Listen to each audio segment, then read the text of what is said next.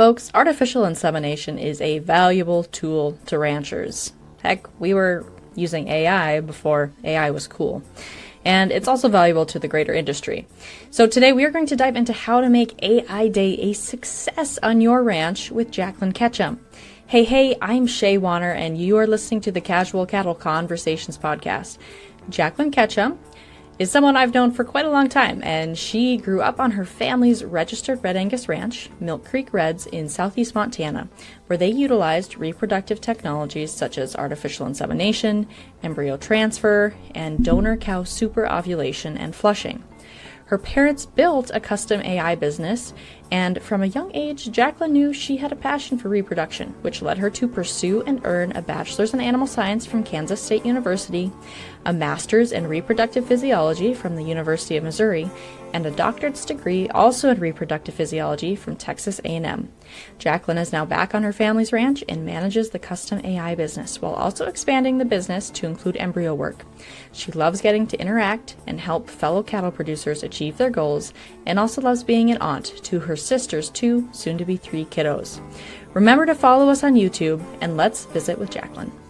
If you are like most ranchers, you've got a lot going on, from checking cows to fixing fence to keeping up with the weather, and somewhere in there, trying to remember all of the details about your herd. That's where CattleMax comes in. It's the most widely used cattle management software in North America, built by ranchers who understand how work actually gets done. So whether you're in the pasture, the pickup, or back at the house, your records are organized, up-to-date, and easy to use. Start your 21-day trial at cattlemax.com/start or schedule an online demo to see how it works for you. All right, Jaclyn, well, thank you for joining me today. It's always fun to have someone on the show that I've known for a long time, so this is exciting. Yeah, thanks for having me. I'm super excited for this. So we're going to be talking about artificial insemination today and some of the benefits as well as what producers can do to make sure that they have as successful of a event as they can, if that's what I think that's what we're going to call it today. So to get started, why is AI such an important tool in the beef industry? Yeah, it's a huge and important tool. And one distinction I want to make is there's artificial insemination. A lot of people, when that technology first came out, they used the AM/PM rule. So they would heat detect, they would find out when their cows were in heat or in estrus, and then 12 hours later they would die them. And we've adapted and evolved to where we can now synchronize cows and do a fixed time AI event where all the cows are at a single time versus heat detecting over several days. And so there's a list of benefits for AI in general, and then there's a whole nother list of benefits for fixed time artificial insemination with synchronization. And so AI in general, you have access to genetics that you would maybe not have access to without artificial insemination. And so if you think about bull prices, especially like right now, bull prices are pretty high. And then when you think about it, a high quality good bull and what those bulls are bringing right now are even higher, versus semen prices have remained pretty steady. And so you have access to genetics that you maybe wouldn't have had access to if you don't use AI, but then also at a more reasonable price. And you can spread that price over a whole group of cows versus buying a bull. If he gets injured, then you're kind of out of it, or you lose all your money, or whatever happens. And so that's a huge benefit that you have both in just artificial insemination and fixed time AI. Also, in AI in general, we now have access to sex semen, and so we have opportunity to skew the proportion of males or females born to a group of cows. And so if you are selling calves to a feedlot and you mainly want to make steers, you can go in and use sex semen, that sexed male, and make a whole lot more steers than you do females. And so you skew your proportion towards the male. And then maybe you're doing that, but then you also want to make a really good set of replacement heifers. you have the opportunity to then go hand select some cows that you want to have daughters out of and put sexed female semen into them and make some really good replacement heifers. So that's another huge benefit to AI. 6-time AI, you have synchronization, and so you're getting to AI all these cows on one day. And so that provides every female the opportunity to conceive on the first day of the breeding season. And that goes back to like a bunch of data out of UNL, Bob Cushman, where females that conceive in the first 21 days and calve in the first 21 days wean off heavier calves and do so for like 5 years. And so those are really productive females when they can calve in the first 21 days and then get bred back in the first 21 days, and they just have a more productive lifespan. And so synchronization allows you to move cows into that proportion of the calving season, so move them up. And so when you do a synchronization event like that, you are able to have a more uniform set of birth dates, so they're all going to calve more closely together than if you were just using natural service. That means that they're going to be more similar at age when it comes to weaning time. And then you have a greater set of immunity because they're getting vaccinated at similar ages, and thus like all of your calves are way more uniform. They can respond to that vaccine better because they're at a more uniform event. And then if you're using just one bull on top of that, then you have a very uniform calf crop that would be very attractive to, like, say, a feedlot. And so that's a huge benefit to synchronization. And then we can talk about the bull battery. So when you're doing AI with synchronization and then turning in a cleanup bull, your bull to cow ratio is 1:40 versus normally what's recommended with natural service is a 1:25. And then say you don't want to use AI, but you still want to use synchronization. There's certain protocols that work really well for that. And then you can change your bull battery to like 1:16 to 1:25 for that. And then also, if you're selling bred heifers, you can breed those bred heifers to a really popular sire, which will then increase demand for those when you go to sell them.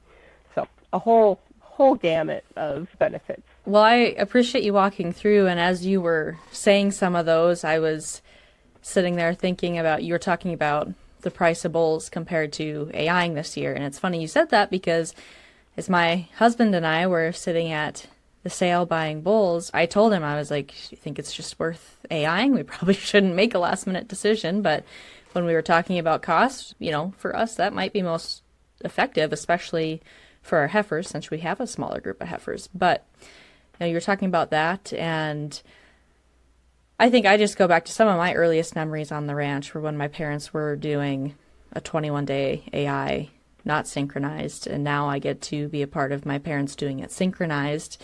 So even though I was a lot younger during that, I have exposure to both. So I think before we continue on with the conversation, Jaclyn, why do some people choose not to synchronize? Because I'm someone who likes it being synchronized. I like, we have our days lined out. I can get labor lined out. When we calve, you and I were chatting before I hit record, and it's nice because, yes, there's a lot of calving action, but they calve and they get it done. So why do some people choose not to synchronize? So the thing about synchronization, right, is you have a whole group of cows that are not necessarily at the same stage in reproductive cycle. And we developed protocols to get a vast majority of them to be at a point in their reproductive cycle where they will respond to it and then conceive to AI. But say you have some really expensive semen, or even with sex semen. We have some really great protocols to work with for sex semen, but if you're using some really expensive semen and you really need these cows to get pregnant, detecting heat off of natural heat and AIing off of that is the best way to go. So when a cow comes into heat naturally, you know that she's ready, and then you can breed her 12 hours later if you're using conventional semen, more like 18 hours to 20 hours if you're using sex semen, And thus, in the point of her reproductive cycle, where a bull would breed her and get her bred, and thus she's at the right stage. So I would say that some people who still breed off of heats, there's some people who do it to move their cows into a different, to move them up, and so maybe they'll heat detect for a first couple set of days and AI off of that so they can move them further up, and then they'll go in and synchronize the rest of them. But a lot of times I think it comes down to dollars and cents of like how important it is that those cows get pregnant. I'm not saying that 6-time AI is a shot in the dark. It's not, where you can get really good conception rates with 6-time AI. But it's in those cases where like the expenses are high and like these cows are really valuable. For instance, when you do conventional flushing, so superovulation, you're not doing a fixed time AI. You actually watch them come into heat and you breed them off of that several times. And so it's one of those things where it's that you really want to make sure this female gets pregnant. And like you said, we grew up with it, right? And I always joke with people that you made really good colts. You got to break a lot of good colts, and you got to make a lot of good horses because you were out there heat detecting on horses all the time, and you had time to do that. And now that we have synchronization, like you said, you can line up the labor, you can get everything lined up so that it minimizes it, but it is still a lot of work. You know, you talked about how those protocols are designed to catch as many females as possible, but it's not perfect depending on where that female naturally is in her cycle when you start that. Is that riskier for, say, heifers compared to cows, or don't we know yet? The group of heifers really dictates how risky it is. So if you have a group of heifers that are in pretty good condition, they've reached puberty, then your synchronization protocol will probably work pretty well. If you have a bunch of heifers that haven't reached puberty yet, or aren't in good condition, things like that, then you're going to have a harder time for them to respond. And that's why the 14-day feeder and even the 7 and 7 for heifers is kind of those preferred protocols, and the MGA protocol, because they're a long-term exposure to progesterone. And so what that can do is it can jumpstart those heifers. So it can make peripubertal heifers, so heifers that are on the edge, they haven't reached puberty yet, but they're about to, they can shift those girls into pubertal status so that they would then actually conceive to AI. Those females that are way, way off, that are anywhere close to reaching puberty, you're not going to get them there with any protocol. And so that's why the 14-day, the 7 and 7, and then the 14-day MGA are really the preferred protocols for heifers. Those shorter-term progesterones, so like the 7-day feeder, that one, you just have a short exposure to progesterone, and so that's not long enough to get those peripubertal heifers to become full. It doesn't jumpstart them. And so there's people who use it and they get along with it really well, but what we see is it's variable year to year, and that has a lot to do with the group of heifers and what their nutritional status is. Has it been a hard winter? Are they, in good body control score, all of that. Are horn flies stressing your cattle? Make fly control one and done with Alticid IGR XRB. Alticid IGR XRB delivers season-long hornfly control from a single application bolus, providing up to 195 days of relief, regardless of mineral consumption or location. It breaks the hornfly life cycle with no impact on beneficial insects, giving a flexible, consistent control. Learn more at cargillanimalnutrition.com/Alticid bolus, and that link will be in the description. So in general, when you think about a successful AI event, what does that look like to you? Yeah, so to me, it looks like a lot of communication and a lot of preparation. And so a lot of people would love to just like show up on AI day and say, oh, it's going to be a wonderful day. We're going to get all these cows bred. But in reality, it's everything leading up to that day and everything following that day that really dictates how successful that event is. And so, you need to communicate with your AI technician. If you aren't the person performing the AI and you hire somebody to come do that, scheduling with them, making sure you guys can agree on a date and a time that works for them to come, and then also communicating whoever you purchased all your synchronization products through, so like your CEDARs, MGA, prostaglandin, GnRH, all of those products, communicating with them and getting those all purchased before you need them. Whoever you buy semen through, making sure you have that semen purchased and that it's going to arrive before your AI, and then lining up your crew. So whoever's going to help you that day, making sure that you have them there. And then, the synchronization protocol typically is 3 days minimum, if not more. And so you might need a crew for all of those days. So communicating with them what those days are, what those times are, and all that. And then preparing is, making sure you write down and follow the protocol. So if you're working with your AI tech and he or she does that, that's great. So for instance, in our business, I typically use the estrus sync planner that's offered through Repro. It's a great resource where you can just literally, it's a Dropbox situation and select what you want. And then it'll spit out the protocol and the dates and what you're supposed to do on what days and when, what products, all that. And so I can then send that in a text or in a calendar or in an email to my customers, and they have it there that they can either import into their calendar or look back on and know that, okay, this is the date we need to do this. I need to schedule this onto my calendar. And so, yeah, writing it down on the calendar, making sure your crew knows that those days are that, and then doing the right steps at the right time is really important. And so synchronization works great if you follow the protocol. If you don't follow the protocol, then it's managing expectations, okay? And so, for instance, the timing from when you pull feeders and give prostaglandin to when you AI is really important. And so there's been several instances where we get a phone call of, oh my gosh, we pulled these feeders a day early. And that means that we have to change their AI date. You don't, and so communicating mistakes like that or any of that to your tech or whoever's AI is really important to then mitigate any negative effects that may happen.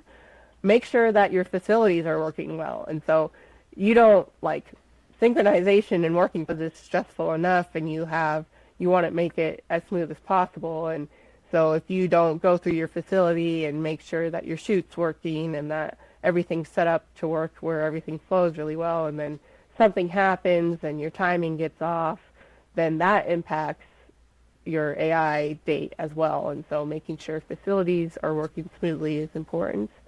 Making sure you have the correct products and extra products. So if you break a bottle, say you go to give a shot and the bottle drops out of your hand, having extra on hand so that you don't have to run to town, and that delays, which spreads out your shot time and then delays your AI. And so making sure you have all of that and that you're giving the right products on the right days, all of that. Using 18 gauge 1.5-inch needles is preferred.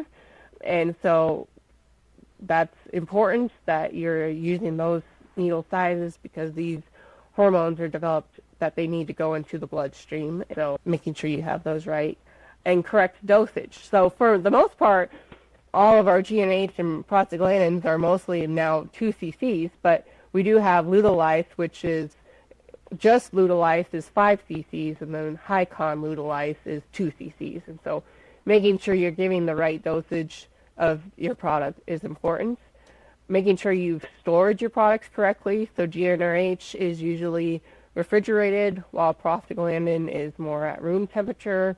If you're putting patches on, putting those patches in a heating pad, and then, using a curry comb to curry any big chunks of dirt or anything off the tail head, using that wipe that they give you to get any excess oil off hair, and then activating that glue with the heating pad is really important so that they stick on and stay on. Nothing is more miserable than putting patches on and them all falling off because you didn't apply them correctly, or the heifers were wet, or whatever it is. Making sure your semen is stored and handled correctly, and so making sure your tank is filled with nitrogen and that you're checking it to make sure that it doesn't have a leak and that it's not evaporating. Handling the semen correctly, so not exposing it to the air for very long. And then shipping is becoming a really big issue, and so making sure that you have your semen there when you need it is really important. A lot of times I end up ordering semen way in advance because of how delayed shipping has been lately. Making sure your thaw units are at the right temperature and that they're working. Using experienced technicians is important too to how successful your event is. We all love giving people experience, and so it's one of those things where, yes, the only way to get better is to get experience, and so, but in that case, managing your expectations if your technician isn't very experienced, managing your expectations on how successful that event will be. And then, like I said, if there is any mistakes made, making sure your technician knows about those mistakes so that things can be changed to account for that. And so, like I said, if you pull feeders early, you move your AI date up. If you pull feeders late, that means you push it back. And so communicating that to your technician so that they can correctly help you succeed as much as they can.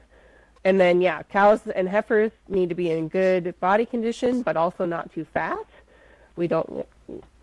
Really fat heifers don't breed well, those fat cows. Making sure your cows are 20 to 35 days postpartum. 20 is kind of on the early side, but if they're in a good body condition score, it's one of those things where it's not completely a hope and a prayer, but it kind of is a hope and a prayer. We really like 35 days.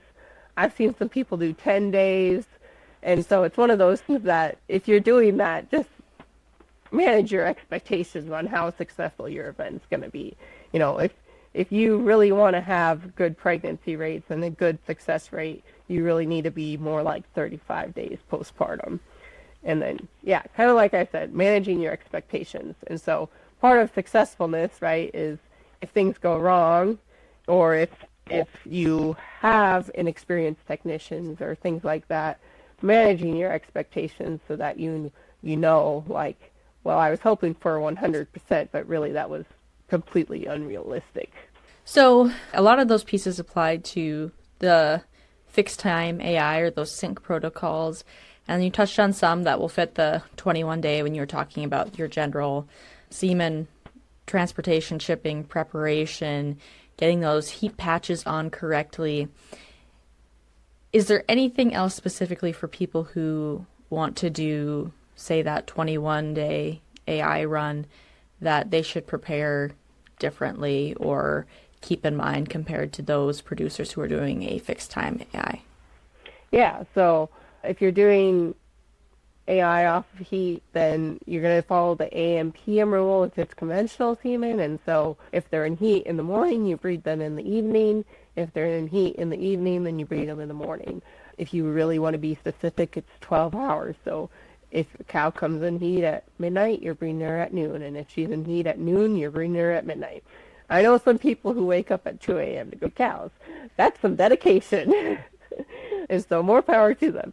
But so following the AM/PM rule, and then if you're using sex semen, it's more like 18 to 20 hours after onset of estrus. And then in that sense, the patches and the placement are really important. If you're heat detecting, 2 to 3 times a day, then those patches are really important that they're stuck on really good in the right place so that you aren't missing heats or aren't calling heats incorrectly. And so like trees, like putting those cows in a pasture that doesn't have trees anything that they can rub on, right? So they're like a lottery ticket. And so any scratching, tail swishing, the calf gets curious and starts nibbling on it while she's laying down, all of that can patch it off. We usually say that a true heat would be 50% of that patch is scratched off, but they can do that with a tree for sure. And so putting them in a pasture that has limited scratch effects is good. And then, yeah, making sure that, you know, your semen is stored in a tank that is a good tank, and that, you know, if the weather gets pretty bad, that you're not just leaving that tank out in the open, that it's in a controlled environment, making sure that your water baths are always filled with water and at the right temperature, having backup power supplies, things like that. You know, you brought up weather and making sure that those semen tanks are stored appropriately. But do you want to touch on how weather can impact conception rates? Say if it gets pretty hot in the summer, or if you're fall calving, there's a blizzard. But do you want to touch a little bit on how weather can impact conception rates and maybe producer expectations if that happens during an event? Yeah, so hot is really bad for conception rates. And so like what you see a lot of times is down south, where it's really, really hot, they try to move their breeding season to a time of year that's less hot. But if they're really wanting to breed them during a certain time where it's really hot for an extended period of time, they actually have more success transferring embryos into those cows than they do AI. And so basically when that embryo is first developing, it doesn't develop the right proteins it needs to protect itself from the heat. So they're called heat shock proteins. And so that embryo will actually die because it can't protect itself from that stressful event. And so when you develop an embryo in a not hot environment, they develop those proteins, and then you freeze it and it retains those. And so it's past that point. And so when you transfer that into a cow during a hot time, that embryo can continue to grow and survive because it's developed the armor it needs to protect itself from that stressful event. And so really hot events. And I've had people ask me, well, what's considered really hot? And I think that's dependent upon your cow a little bit, right? So humidity plays a role, temperature plays a role. What have they been used to? You know, what is it normally like? Has it been a hot summer and they've acclimated or not? But I also think that 100 degrees is hot. But again, I'm from Montana where it's not typically 100 degrees. But yeah, so that's one thing. Storms are a huge thing too. Storms will usually suppress estrus expression. And so you may go out there and not have a lot of activated patches, and you'll be pretty concerned. And sometimes it is a disaster, and other times they still end up ovulating that egg, but they didn't actively express estrus. And so storms are a thing. And then like you said, like winter storms, like blizzards and all of that, will really shut cows down versus make them have a good sink and a good heat response. And so, yeah, storms are a huge issue. But the other thing is it's kind of like you've set them up to where they have to get bred on this day, and you do the best that you can. And if it's absolutely impossible, then start turning bulls out and turn a lot of them out. NovaGraze herbicide is a groundbreaking weed control solution that enables cattle producers to preserve white clover and control many broadleaf weeds at the same time. Only one product can make this claim. That's NovaGraze. So why is this important? When it comes to your operation, grass is your lowest cost feed source. For every pound of weeds you eliminate, you get back up to 1.5 pounds of grass. Learn more at rangeandpasture.com/cattle conversations, and that link is in the description.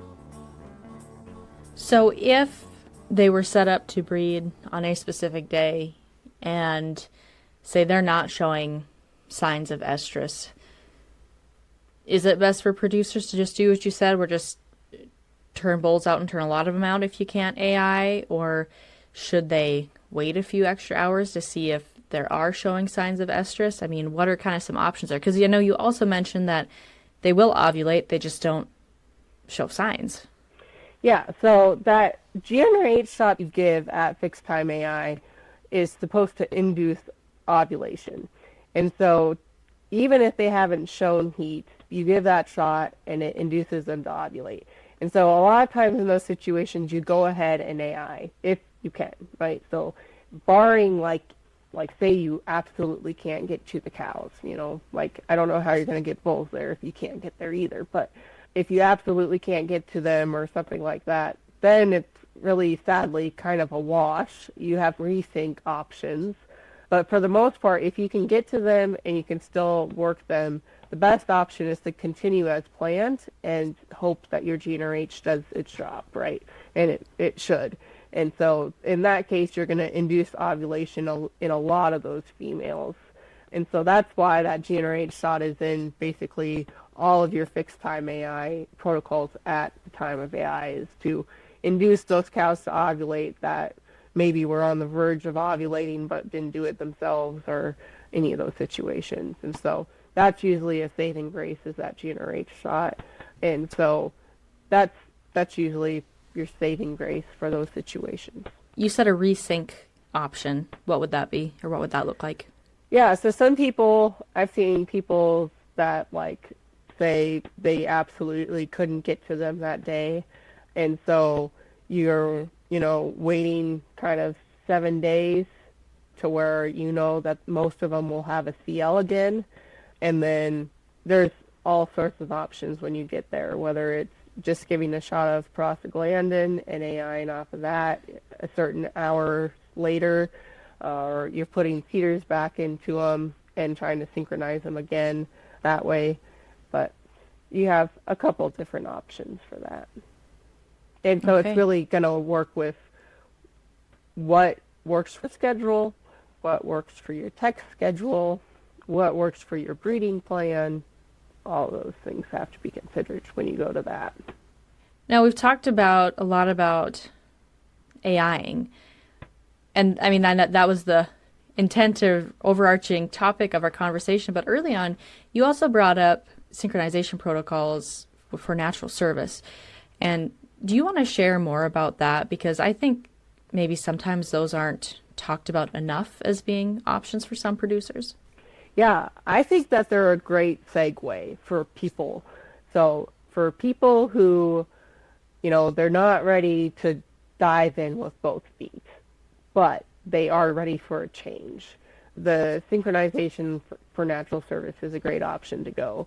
And so a lot of times what that looks like is that maybe you use a 14-day feeder or you use the 14 MGA protocol, but you don't give the shot of prostaglandin, and thus they have a wider range of when they express estrus. And then you're going to throw a few more bulls in than what you would normally. So like what I said was usually your bull ratio is more like 1:16 or 1:25 for that situation, for synchronization with natural service. There's some people that they'll give 2 shots of prostaglandin 5 days apart. That's a really simple thing too. You know, you bring your cows in, you give 1 shot, and then 5 days later you bring them in again, give them another shot, and that will synchronize them some. So options for both cows and heifers in that regard, and it really is more dependent upon how much effort and price they want to pay to get that synchronization. Mm-hmm. But generally what happens is you leave off the shot of prostaglandin because that really groups them up and makes them tighter. So when they come into heat, which is what we want when we synchronize for fixed time AI, but for a bull and for bull power, you don't want them as tight. You want them a little more spread out so that the bulls can recover and get completely played out. And so you usually leave that off and then allow them to come into heat a little more naturally. And so those are some options. So I want to move into the bigger picture of cattle reproduction in general. Is there any one thing you wish more ranchers understood or maybe practiced on their operations? from my point of view, like reproduction and reproductive efficiency really drives cow producers' bottom line. So going back to that Cushman data of, if they calve in the first 21 days, not only does that calf weigh more at weaning, but she continues to produce a calf that weighs more at weaning for about 5 to 6 calves. And so that's a huge, huge benefit. And so when you synchronize, you may be saying like, oh my gosh, I have all these cows calving at one time, and it's a lot of work, to synchronize. But at the end of the day, when you look at the benefits of the genetics you get access to, the overall whole synchronization and uniformity that you inflect into your herd, not only your calves, but your cows as well, it's a huge benefit. We talked about the immunity, we talked about calves being uniform for a buyer to go into a feedlot, all of those things. And so the reproductive efficiency really drives the bottom line for a producer. And I know a lot of people think it's a lot of work, and it is. It's not easy, but it also allows you to know your cows and spend a little more time with them and work them and get to know them, and thus you have better knowledge of them, and you can make better decisions as far as culling because you see them about 3 or 4 times, and that's, you just gain a lot of knowledge and gain a lot of efficiency out of reproduction. All right, Jaclyn. Well, as we wrap up, my final question for you is, if there's one thing you want listeners to take away from this conversation, what is that? I would say, prepare and manage expectation, right? And so if this is your first time doing synchronization or AI, don't go out there thinking you're going to get 100%, right? Nobody gets 100% unless you're breeding maybe 1 or 2. And so numbers is a game. And so basically, go in there knowing what you're getting yourself into, but also managing your expectations as far as, this is my first time, or if something did go wrong, giving yourself some grace in that to say, okay, well, we're probably not going to hit that 65% that we were hoping for. And so just managing those expectations, being realistic with yourself, and then a lot of it is the preparation that goes into it. We talked a lot about the preparation beforehand, but there's a lot of preparation that happens afterhand too, right? For instance, if you develop your heifers in a feedlot and then you turn them out on pasture after your AI, those heifers spend a lot of time walking, and they actually lose weight instead of gaining weight. And so that kicks pregnancies out, and you lose a lot of pregnancies. And so it's one of those things where the management decisions you make, or that you're forced to make, knowing those beforehand and trying to mitigate any of those negative consequences is important. Well, Jaclyn, I really appreciate you taking time to visit with me today and share your knowledge and experience with those listeners out there. Folks, I will also do my best. I know I'm not the best at remembering to put links in the show notes, but following up on this Repro conversation, last year I did 2 great episodes, also one specifically about bulls with Dr. Jennifer Kozel, and then we also had one with Lacey Quayle, and she talked a lot about pregnancy rates and how to improve those and do some troubleshooting too. So I will do my best to put those links in the comment as well if you want to continue to learn more. Remember, the best way to support this podcast and all your other favorite podcasts is to leave a rating or review, and better yet, share it with a friend who's going to find this information valuable. And with that, happy ranching, folks. And check us out on YouTube.